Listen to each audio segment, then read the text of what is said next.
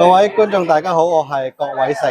洪劍基，基哥，今日係我哋又嚟外景喎，又嚟到會展，有咩展覽睇咧？今日旅遊係啦，唔止本地旅遊喎，呢度係國際旅遊展喎。 ，OK，香港人咧就最中意去旅遊噶啦，係男女老少，老少咸宜。係啊，因為香港都叫做一個富裕嘅社會咧，香港人賺咗錢，有啲積蓄，梗係要享受下、玩下、睇多啲嘢，開下眼界。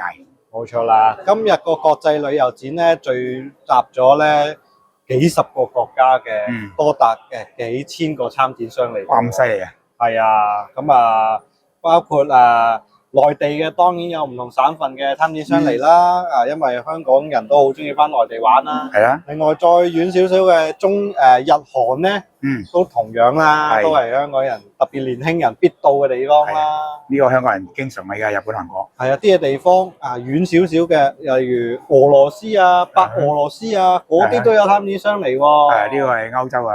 係啊。係啊，就係東歐啊。冇錯啦，所以咧今日咧我哋帶觀眾一齊咧喺呢個國際旅遊展度咧睇睇有咩好地方推介。係啦，而家我呢排咧亦都幫手搞咗一啲嘅研學團，即係介紹啲好嘅地方，值得學生去睇、增廣知識嘅地方。亦都係趁呢個機會同一啲旅行社傾下，你哋有冇做研學咧？有冇啲嘢可以幫下手？咁我哋事不宜遲，即刻帶觀眾去睇睇呢個國際旅遊展先。好去片。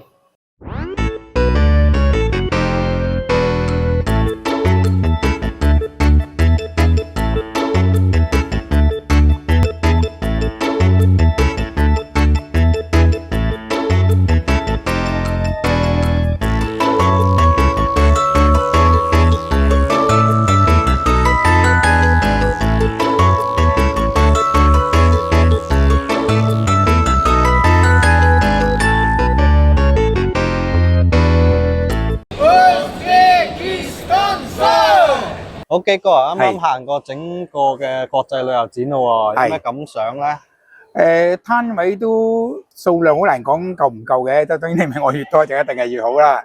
咁但係我睇到咧就係主要都好多係即係內地不同省市縣市嘅一啲嘅攤位介紹啦。最多人咧係日本同韓國喎，日本係特別犀利添啊！即係香港人真係好中意去日本。係咁但係我哋好似硬係覺得。係咪西歐係少啲咧？見唔到，譬如又見唔到英國啊，又見唔到法國啊、西班牙、葡萄牙，又見唔到美國啊。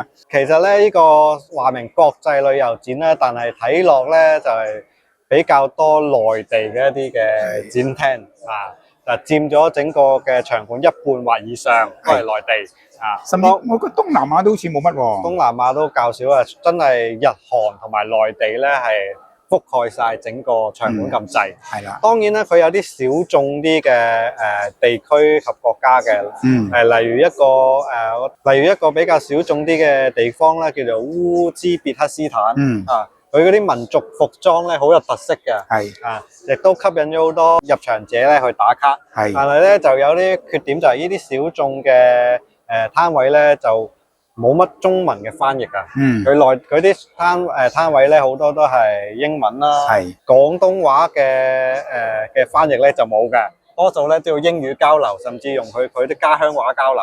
咁咧其實好多香港市民咧想入去了解更加多依類型咧，其實係難嘅，除非佢英文都 OK 啦，同埋最好啊配一個翻譯喺隔離啦，咁難得有一個咁嘅機會介紹自己個國家或地區俾香港人識，應該可以做得充足啲嘅。係，咁同埋呢啲攤位介紹咧，都係介紹為主啦，同埋不同，譬如當然頭先講一半都係內地嘅不同縣市啊、省啊之類啦。商業嘅旅行社雖然有，但係唔算多。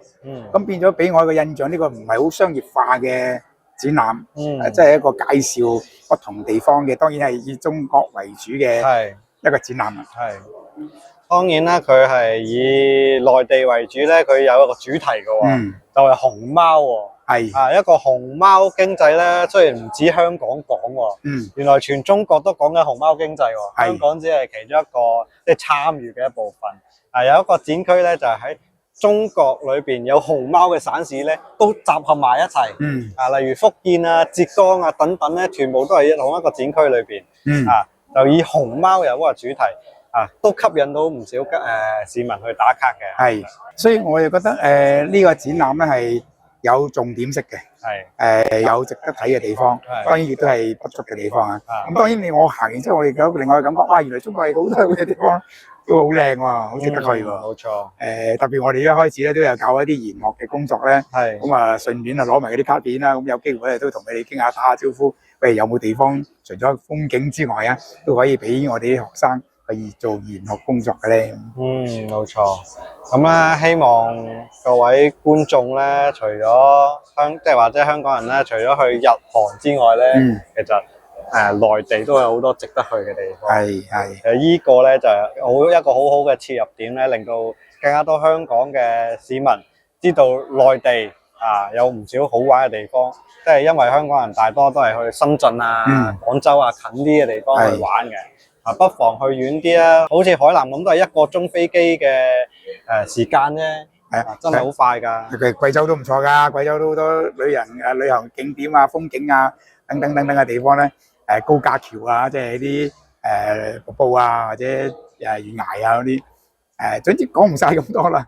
大家即管去不同嘅旅行社睇下，總之你想到嘅嘢，縱使你都唔知有冇得去到點樣去法，走去問一問。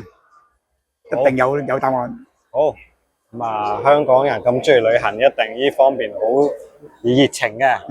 咁我哋呢條片咧嚟到呢度啦，下次再見啦，拜拜。